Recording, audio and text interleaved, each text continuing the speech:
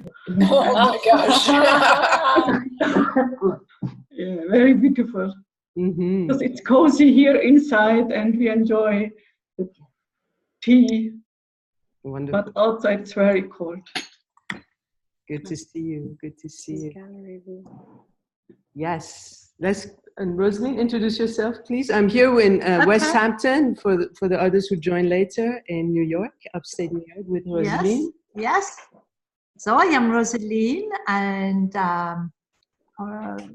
but we are in New York, in West Hampton here, and originally from Belgium, but since 19 years in America, here, New York and around New York, West Hampton. Yeah.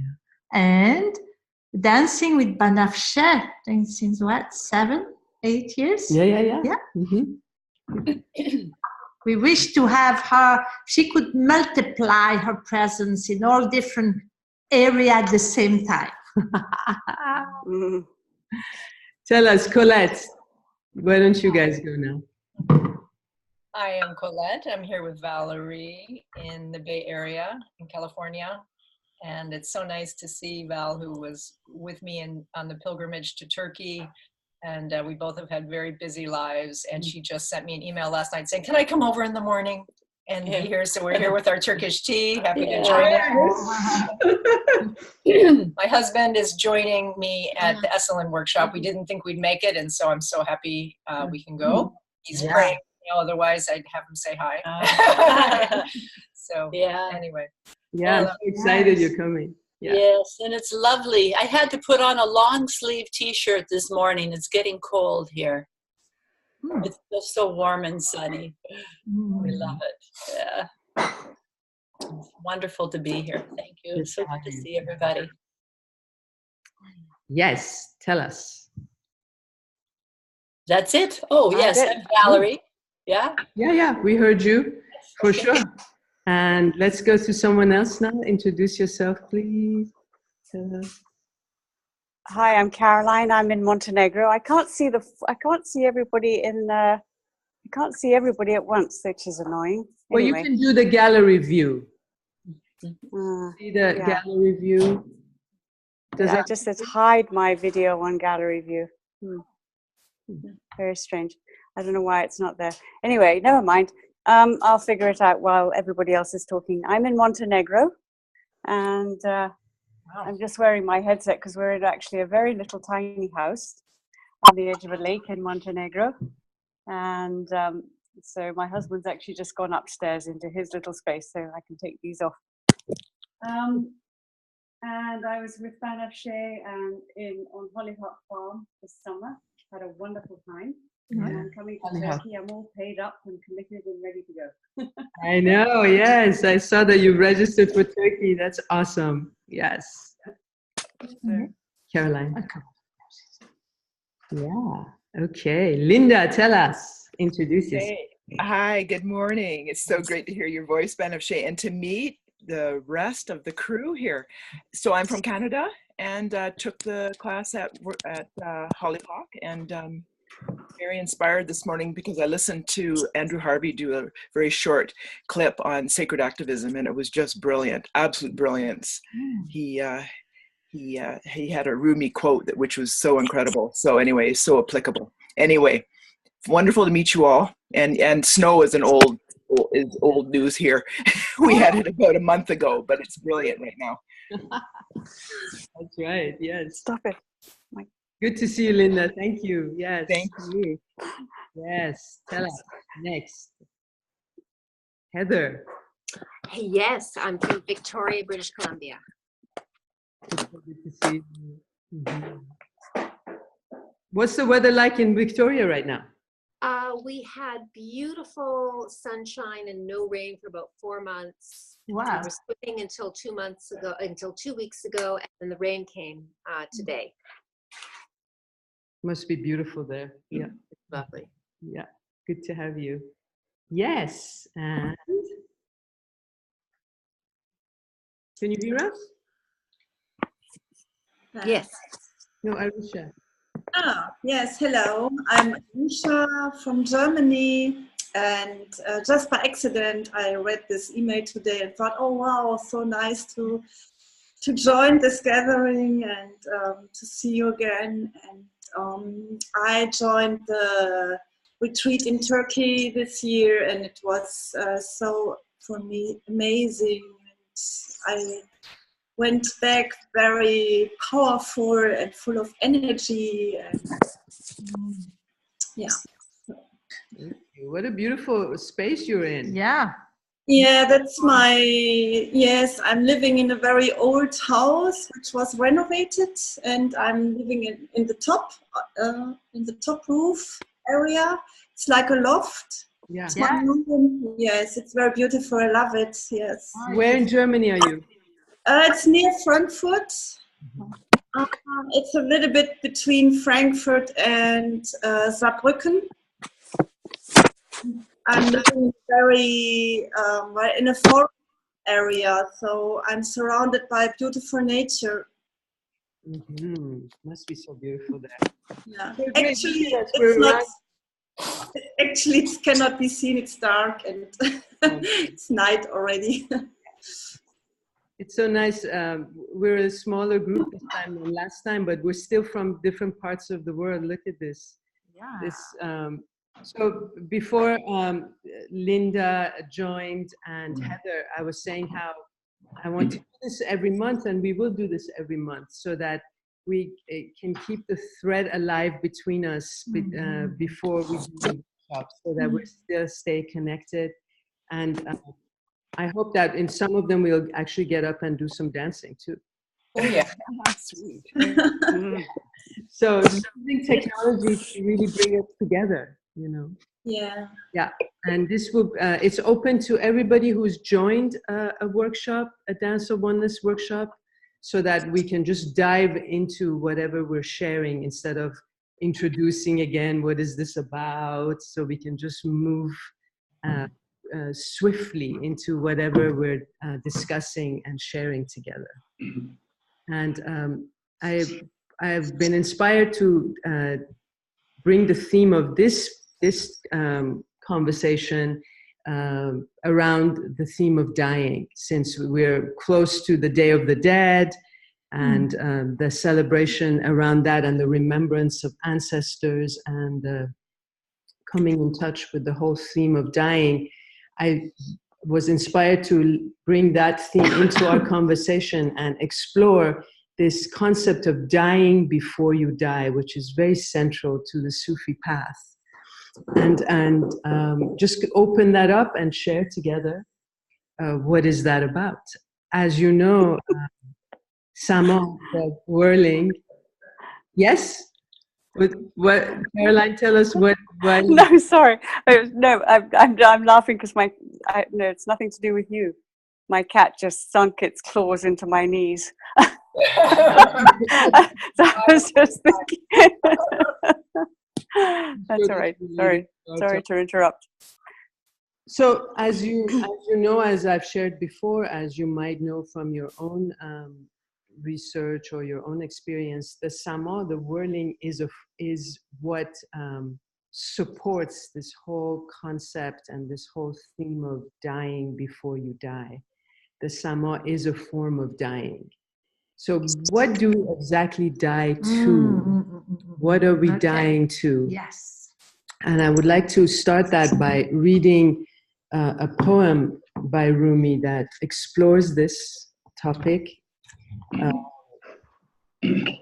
He says, Bemirid, bemirid, dar in ishq bemirid. Dar in ishq cho mordid, hame ruh pazirid.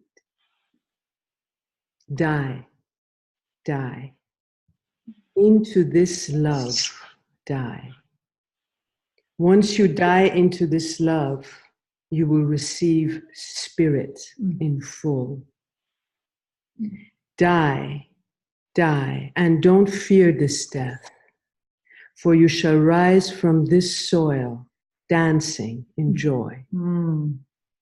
Die, die, and detach from this self, for this self is a chain, and you are like a prisoner. Take hold of an axe and pierce your way out. When you break free of this prison, you are a ruler, a king. Die. Die before that beautiful king. Once you die before him, you are sovereign, worthy of legend. Die. Die and come out from behind this cloud. Once you abandon this cloud, you are the brilliant moon in full, lighting the way. Silence. Silence. For silence is the breath of this death. When you roar in silence, what speaks is life itself.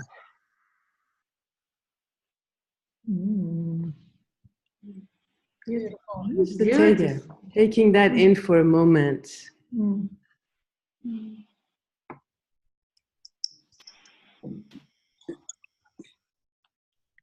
And then let's hear what that brings for you, this poem or whatever you have thought about when I mentioned this theme, or what you have reflected on for you, what arrives now.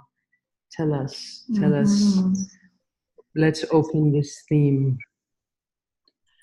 Banafshe, could you read the last line one more time? Just the last line. So, the last line. Silence. Silence. The silence is the breath of this death. When you roar in silence, what speaks is life itself. خاموشید، خاموشید، خاموشی دم مرگ است. هم از زندگی است خاموش نخیرید.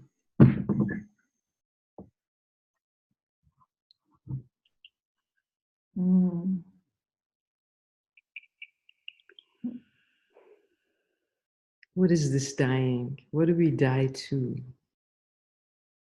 Can I have some? Yes. Yeah. You know, right away that come in that experience of whirling in Turkey. I had that feeling that almost like my body was dissolving and becoming, my whole self was dissolving and becoming a part of the cosmos, of the whole. And that's, I think I will remember that all my life. It was something almost like, it's not disintegrating at all. It was in a very paradoxal way. It was very, very unifying and very free feeling, and being a total part of almost the life who is making the planet, our whole cosmos dancing. So, so what is this? Is it dying to that which keeps us separate, so that we are born again into a unified field, into the oneness? Does that make sense? Does that resonate with you? Yeah. Absolutely. You know, anyone, do you want to say anything else, anyone, about this? For me, it's kind of a constant process every single day. I find my life's hardships and difficulties is always encountering some kind of death and letting go my expectations, of my disappointments, of how I thought things were. It's all a letting go process. And the more I let go, when I hit those hard places within me, go, oh well, whatever. I don't need to be attached to that. It's like a little micro death every single time, psychologically, every day. And I find doing that, I feel lighter. It is a kind of a death and a resurrection. I just feel lighter and more at peace. I love what you're saying. I feel like the one of the secrets is the attachment, right? Is it's attachment that keeps us from feeling the greater. We get so focused into that one thing, and that becomes our God. that becomes our God. That's why we say La ilaha illallah, no God but the God. So the mantra of let me reside in the greater than in the details that keep me from feeling the greater. Yes. La ilaha illallah is like going from looking through the wrong end of a telescope to looking at it through the right end. You just see a much bigger field. But if you're in the bigger, what does that mean in terms of like what our responsibilities are within the details? What does that mean? Does that mean we say, oh, to heck with everything? Able to engage more freely with the details. Always have more choice. That's easier. The details of life become easier for me. Because you're letting something greater move through you? Would that be the... Yeah, the emptiness, the peace moves through me as I engage, yeah. I think I also become much more selective because about the kind of details that I take on is important. Knowing that as soon as I'm born, I'm basically starting to die. And you know that every breath in its very the way it works, you know, it's in and out. I go in out, in out, in out, and then one day I go in out and I don't go in again. You know, and being aware of that, I think, I don't know, brings me more of an awareness of what I want to choose to make important. Yeah. And I keep missing the point, but having understood that at least once means that I have it in my reference to go back to as an understanding, a guiding principle. And I think also that sense of that death could come at any time, that it's not, there are no rules about older people going before younger people, means that the sweetness of life comes more into focus, you know, the preciousness of it. A dear friend of mine reminded me that, you know, if I live 100 years until I'm 100, that's only 36,500 days. And it doesn't seem a lot when you look at it in that way. So I think it's, for me, it's sort of about dying in life, that the awareness is about creating a perspective and a context for the choices I make. I love that. I love that. It's like the knowingness that we are perishable. What does that mean? And how do you live? What do you do with the time you're given? Yes. Right. And also living in a physical body and knowing that I'm perishable and watching it change, you know, watching it age and going, oh, look at that, bat wings. Fancy that, you know. but knowing that your body is she, your body's not it. Well, she, for sure. We could call her she. But just, you know, seeing those changes happen and having I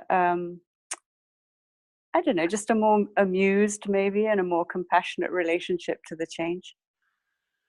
Love that. I'm working with so many women who are, you know, we're above 40, above 50, and I've been feeling more and more that women are like good wine with age. Yes. So much more beautiful and rich. Yes. Yurgu loves that too. We've been sharing about that. I find that so exquisite. That women get so much more beautiful as you age, when we age consciously, when we age lovingly and accepting all of it. Yes. So, you know, beauty at this age and at this age, and moving that way. Yes. But so part of us is perishable, the other isn't. Mm. And I feel one of the secrets in this dying before you die is to move into that which is imperishable. Mm-hmm. Yeah. Yeah. So Kabir says, before I was me, I was God in God. It can be again if I die to my.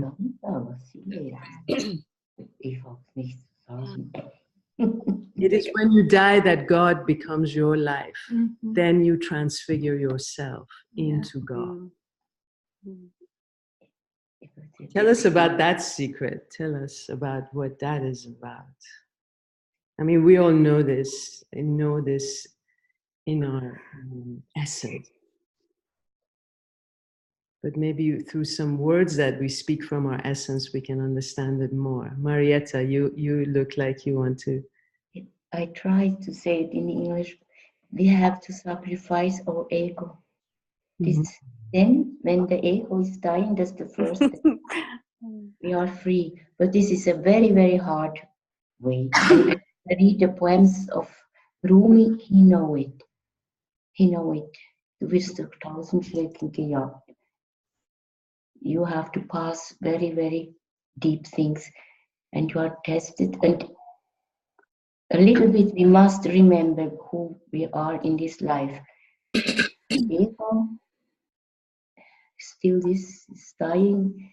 I think it needs many lives. Mm. And we have passions with ourselves.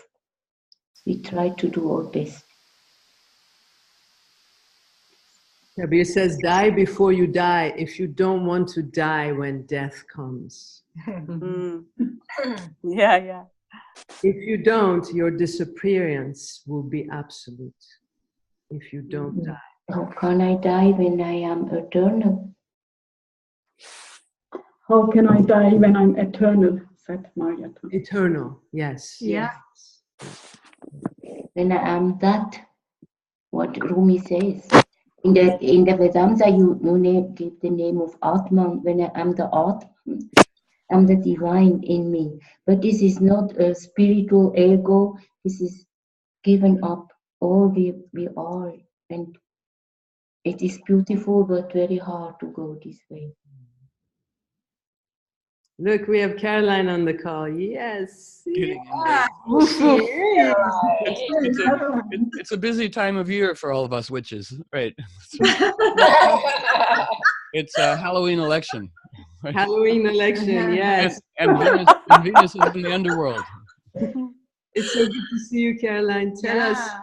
Tell us how you're doing. Where are you calling from? You in? I'm coming from a triumphant Bioneer's address in which it was daunting. How do we address the complexity of now with the beautiful musician Stella Mara that I told you about? And it was good, but delineating Venus is in the underworld now for bonus points and Scorpio, and we with her. So she's carrying on the investigations that need to be done, and we. Again, this commerce right now, we go, may anything we need to know to have a global democracy be revealed. Right? So it's, and it's when, Venus and Scorpio, it's all those myths of going down a maiden, returning an initiated queen. So everybody. Tell us about Persephone, Caroline. She's the goddess of death, right? We've been reflecting a little bit before you came on the topic of dying before you die, which is so central to the Sufi. Well, death, rebirth, yeah. Yes. She's at the Eleusinian Mysteries, longest theatrical initiation in history. It was definitely entheogenic. They took a combination of mushrooms and ergot LSD. Because everybody had a guaranteed vision. They would gather, walk, drink, dance all night, and then everyone saw Persephone return from the underworld as an initiated queen, and then they had a personal, life-changing vision as well. But so Proserpina, first serpent woman, is what her name means, and so it's death and rebirth, and for all of us, it's what must we die to lest we die from, as part of that dynamic. But yeah, so anybody who was anybody in the ancient world and in our psyches, went to the underworld. Not necessarily a bad place. What is the underworld? Isn't it the darkness of the soil of our own being? Yes. The dropping into the depths and discovering life in the depths, right? Isn't the greatest light found in the depth of the darkness? Go girl. Yeah, because we're afraid of death, journeying into. Well, we're revisiting certain human forks in the road that got us into this kerfuffle, and one of them is, when did we make the underworld a bad place, right? And we have to go way back, way back. But we did make it a bad place. But it just, dis in English means underworld, and so dismay, takes us to the underworld where our souls can speak to us. And of course it's soil and roots and mycelia and renewal, and so we're, part of us is Venus now. But what's very kind of her is the Venus cycle is, she'd be the evening star for 9 months, as we all got to see, beautiful, and then disappeared going to the underworld. Usually she's gone for 40 days, but she's like, can't leave you humans unsupervised alone. So she's back the day before the American election. As the morning star, and as she rises, and this is setting a whole new cycle of, so yesterday was what's called the interior conjunction of Venus and the sun, where she weds the sun in the underworld, and it starts a whole new cycle of Venus. And this is the sorceress, spicy mediator between worlds Venus part of us, which is why the dance is so great. And then she emerges as the morning star. It's called the Heliacal Rise, the day before the American election, which people would have gone, oh, she's back, or in Mesoamerica, it's Quetzalcoatl, he's back, wise leadership is returning. But for all of us, her image when she gets back is a person in deep gloom, unnoticed, a glowing circle of angels surrounds them. So when we're alone, we can be like, but when we connect, we're the glowing circle of angels. So it says also to the American electorate, and don't be disappointed. Step up, look up from the ground and accept the cup that's being proffered to you. Give it here we go. So it's highly fluctuating field. So everything that everyone does matters enormously. It does matters. Yes. Tell us, Heather, what do you think? I think tonight I'm just going to listen. You're going to listen. Okay. Yeah, I'm enjoying listening. Yes. But Caroline, isn't it true also of Persephone, where it is told in Anatolia anyway, that when we die, it's her who misses us and says, oh, I want that person back with me. I want so-and-so back with me. And then we go down, and then we keep wanting the earthly experience again. And she says, okay, go have your experience. But she feels very thankful and very welcoming when we actually voluntarily go down and we go into the depths of our fears, and we discover that there's actually light and there's actually life within that. So isn't that part of the mysteries and the initiations of the ancient times, where we would voluntarily go into the so-called underworld and bring back jewels and gifts of Persephone? I think that's a good idea. Oh, look, I have an underworld kitty. Hello. Oh, that's a beautiful one. He's an Egyptian kitty from here to say, yes, the underworld is a good place. Absolutely. Everything that Banafsheh just said. Well, because we're composting, and I'm so grateful in ever unfolding ways to you, Banafsheh.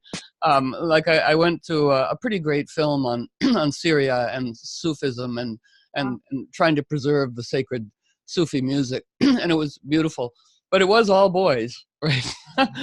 And this idea of true equality, Venus in Scorpio, the positive sorcery, thing, and there was something I was going to say, but I got distracted. It may come back to me. But yeah, the story of what you said, it's cooperating with the dark, and that remembering that most of art, Venus, is invisible. That the purpose of art, dedicated dance, dedicated beauty, the altars we set now, is that, dedicated acts of beauty invite invisible power into the world. We invite it in and go, animate this altar, this prayer, this gathering, this dedication. So that's always a good idea, but especially true now, to participate, that we are humbled humans. So even just inviting in whatever is truly best for everybody, come on in, and then our beautiful work, that that each of us be agents of cool response in a hot reactive world. So, all the images, Kuan Yin, right, who's in her reverie, but with one foot forward so she can respond, so that we're first responders, not first reactors. And that's the beautiful word cool, meaning hip. It's a Yoruba word, and kulu kulu, and it meant completely dedicated, responsible. The cool artist was just the dancer, the divine, no performing thing, which is what you're so good at. The drummer, the drum, the divine. And in Yoruba, it's temperature too. They say move all the heat in your head so your head is cool, and all that heat in the head goes to the heart. So cool-headed, warm-hearted, opposite of road rage. And that's what we really need now in this volatile world. So yeah. There's an image from the underworld that came to me in a dream the other night I'd like to share, because I feel like it speaks to how, when we're able to embrace the journey to the underworld, how it can bring such healing. And I had a dream that I was in a basement space, and I saw this enormous wing that had been severed from a body of a bird. And as I came closer, I saw that it was a turkey vulture. And nearby was the body of the dying bird. And I thought, has this wing come because it wants to give me its medicine? And as I touched it, I felt, I'm not sure if I want this, turkey vultures, that's kind of heavy. I'm not sure if I want this medicine. And as I came out of the dream and I researched the symbolism, it talked about how the turkey vulture was a symbol. The name actually means golden purifier. It was bringing purification and balance into the environment, because it digests the bacteria and the putrefying flesh of the dying process into something which feeds life. It also purifies the environment so that, bacteria and viruses don't spread. And it actually has a very healing role. And so I thought, wow, it's calling to me to take this enormous wing and bring this into myself. And also, it's also a symbol of powerful use of energy, but in an efficient way, because it soars. It doesn't have to effort to fly as high as it does. It has an enormous wingspan, and it catches the currents, and then it's able to soar. And I just felt that was such a healing image of when we are able to go into the underworld and there are enormous gifts, and then we can really soar. We can carry that energy out where it can feed others. And vultures are sacred to Venus. Oh, wow. I didn't know that. Well, there's something, Bonafide, that you keep referring to, and how the key or the turning point is really encountering death, and then there's more embodiment, there's more life. And I love that. Can I say just a couple of more words about that? Some words that I was telling my partner the other day, and it's like, starts, I'm not in heaven, so please don't pray for me there. Nor do I lie cold and desiccated in the earth. Hey, I can breathe in water and glide up from the depths as easily as I step out of the pyre, or greet the sacred birds who come to clean my bones. Death holds no mystery, but sweet life opens the portal to where you'll discover me hidden in plain sight. Nice. Beautiful. So much. Beautiful. Wow. Halloween poem. I feel there's also a secret in presence, in being present in the body, that's connected to what we're talking about, that's connected to dying, in the way of the invitation. I feel, everyone, is to be in our senses equally, so that all of our attention is spread equally to all the aspects of who we are. And for that, not if one thing takes our attention, then we're fragmented. So there's, in a way, there's a dying that happens so that you can be whole. Does that make sense? It's a little bit mysterious, and it's a little bit hard to explain. It's more of a experience, a sensation. But does that make sense to you? Do you feel that? Do you relate to that? Do you resonate with that? You mean like Definitely. Linda, tell us. Well, I've had experiences that help me to relate to that very fully. And I think that's totally my journey has been about embodiment through movement, working with you, and through voice, sound, etc. That's been my driving path. And I wanted to say about the death, for me, I think I sublimate the idea about the death to our former selves, or our own deaths, to two words: resistance and surrender. And I'm personally going through another, I would say, like another death or whatever, and it's actually through the elements, because I've had so many extreme events happening on my homestead that I decided I need to leave. And I think the leaving is just for the winter, and the leaving is actually opening up whole new worlds of possibility. And so I'm just incredibly open to where I go from here and what I'm going to do when I do leave in a few days. But yeah, it comes down to, and I notice that when I'm not dying to my old self, when I'm not letting go, and when I come into resistance, I'm feeling much better if I go into surrender. And the word surrender instantly almost puts me into that place. I'm reminded of what I need to do, and that I'm creating resistance in this case, and just surrender. And particularly, and listen really well, being really open with all the senses, you know. And I live in a very, very beautiful, very natural environment in the mountains up in the coastal range in central British Columbia.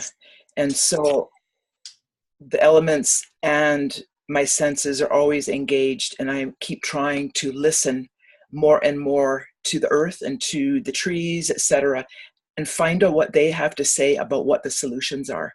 So yeah, Like the last line of the poem I was reading, where Rumi was saying silence, so that you can actually hear. Absolutely. So important. We fill up the space with so much of our mental chatter. Yes. And it's in the silence that we find the guidance. Yes, absolutely. Yes. Yeah, I would also like to comment on that. I like this connection with presence, because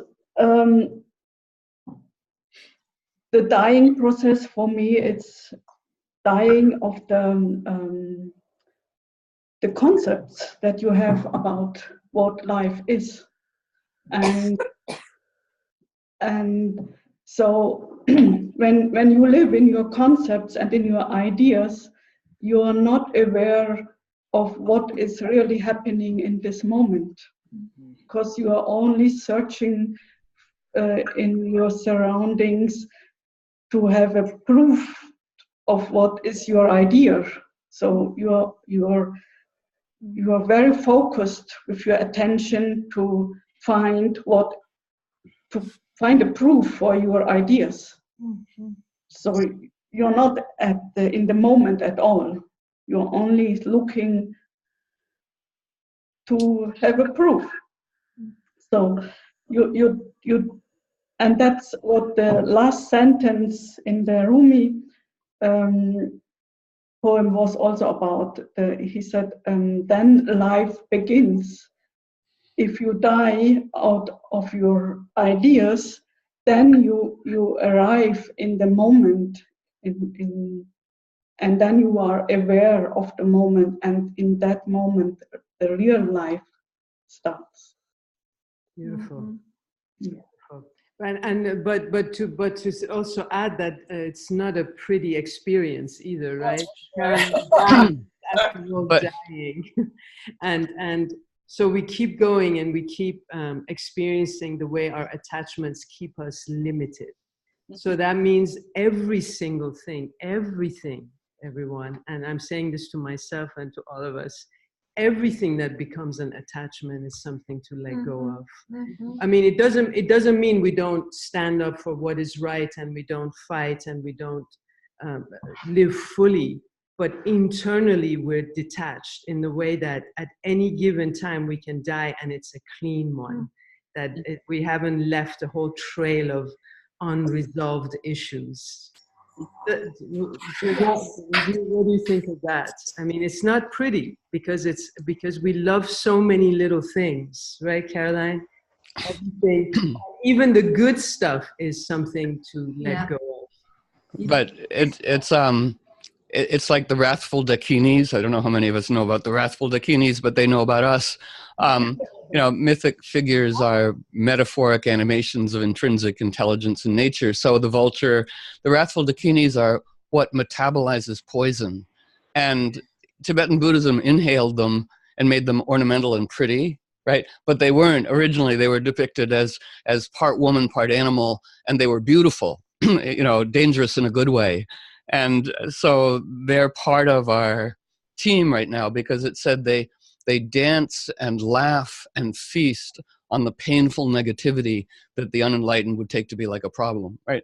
Wow. So the dancing, you know, again, is part of this great exorcism because they're depicted as dancing on greed and corruption and sloth and turning it into joy.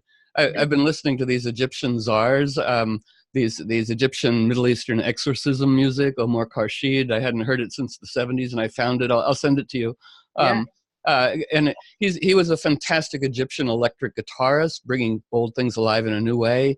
And I'll send it so you can give it to the group. But it's great. It's this spooky. It's perfect for now. It's the music spookiness opens the portals to the underworld, and it takes the dancer down to the earth. And she thumps the ground, boom, boom, and takes on the demons of the community and works them through into joy and kinship.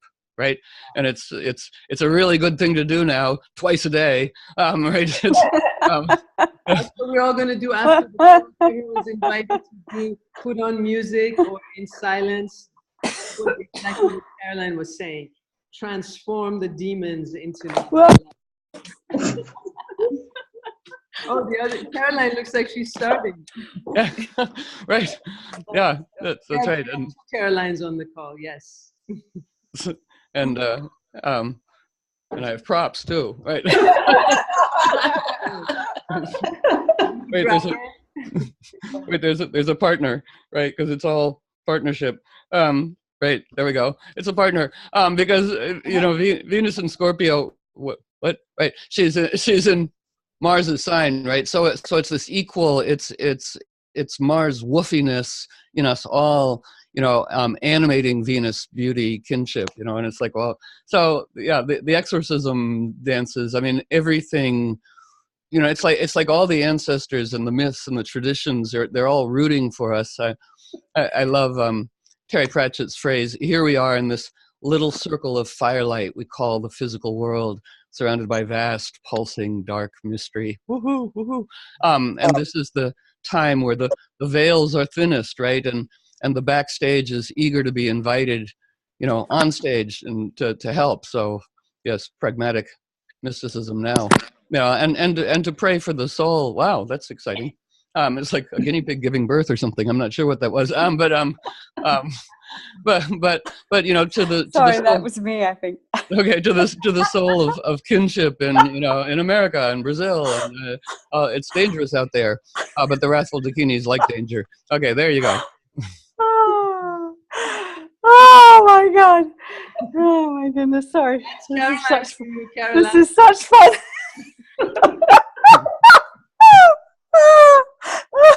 So this is what we're going to be doing in Turkey. Sorry, this is such fun. I'm just having such fun. What we're going to be doing in Turkey. I'm going to be taking a dakini twice a day with my vitamins. Yes, no, and dance on top of and Absolutely, like we're making wine, right? We're dancing on demons, you know, of you know, everything that's imprisoning to liberate self and others. Yes. Yeah. I love it. That's exactly what Shiva is doing. Shiva is dancing on the demons, he's trampling the demons below his feet, and it's from that trampling that his dance becomes more and more glorious. So that it feeds his dance. And this is what we will be doing in Turkey. We will be exercising through our dance and listening to Caroline with her amazing knowledge and wisdom. And we will be dancing in the pool too, everyone. So we were doing aquatics in the hot pool and in the cool pool, and all of the glorious stuff. We'll just be doing more of this time next year, which also coincides with Buddha's birthday, Caroline, right? That's the Buddha full moon. The Buddha full moon, and again, it's very related to now. We're exactly opposite to now, right?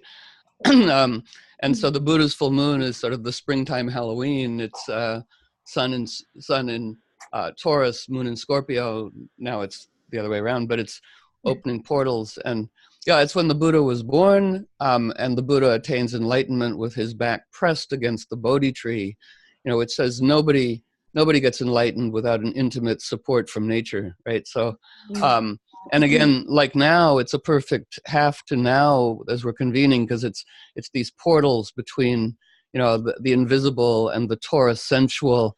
And Taurus says pleasure is good for us. Yes, in the pools, absolutely, and tapping into Queen Zenobia in Palmyra. But she brought the Palmyra to its height as a trading post or city, Mecca, on the Silk Road. And I loved her because when she became queen, she moved her, you know, meeting of dignitaries to her warm pools. There's a Venus ruler. Go queen, right? We meet in the warm pools because pleasure is good for us, and come on in, invisible. You know, because we can't really invite the invisible if we go, oh, we're so wretched and miserable, come on in and join us. No, we have to go, no, there's a feast of fur and mangoes and warm pools. Come on in. Fur and mangoes. Yeah, that's great. We have to entice the invisible, right? Why would they want to be a part of grimness? Right. It's got to be sensual. Yes.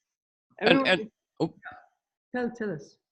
Well, it's part of my, you know, work with language. You know, that metaphor and music and dance are the incarnational garb whereby power enters the world. And so, you know, this idea of, you know, dedicated acts of beauty, you know, open the door, and that's part of our evolutionary design now. I mean, the great purpose of art and dance is healing beauty, ourselves and world, and going, let's experiment with what we can, you know, bring into play. Absolutely, and letting it more and more be the reality, what we create with the dance, with the art, to really let the world be enveloped by that, believing in that, and trusting, standing up in it, and moving in it. I more and more feel that art, dance, music is really the way to create the change that we're looking for, because it's all vibrational energy, right? And trusting more and more that what we're doing with our art, our dance, our music creates the wholeness and the harmony that we want to see. and really believing in it and doing it. This is what I feel, so that it's not just performance, not just an image like you were saying to me, but something that's actually making a difference in a very real way. Yeah, in fact, impacting the vibration, the energy, activating, and transforming. We might say I love replacing or expanding the word impact, because it's like, do we really want a short, violent encounter, as opposed to a long, curvy influence, right? There we go. That, you know, and that quality of spiraling into into group mind, you know, to create the atmosphere conducive to the desirable. And it's what you and I, you know, spoke about, Banafshe, before our last Turkey gathering, that, you know, to spiral into group mind expanded wisdom and beauty and blessing and tolerance, because the dementors of doom, you know, are filling group mind with polarity, you know, and so the spiral dance, you know, is the liberation of polarity, going, and so to fill group mind, you know, that we're all public dreamers, you know, and especially now, so that beauty is available for download, you know, even in people who are in hot, difficult circumstance. And so part of what we do and what you guide us to do, you know, is to, again, spiral. The spiral is the liberating key, you know, into group mind. And the music that you love, that we love, I love the Middle East because it's so full of yearning. And I realize that the music is an entheogenic sacrament, that pain and grief turned into art becomes powerful embrace, you know, to all the children and parents on the border who've been separated, to all the people suffering. And it's this beautiful, powerful poignancy, right? And I think that's part of the beauty of what we do, the yearning into effective magic. Why don't you just come down? Yes. Maybe to close then, let's all of us with our arms create spiral. Whoa, baby.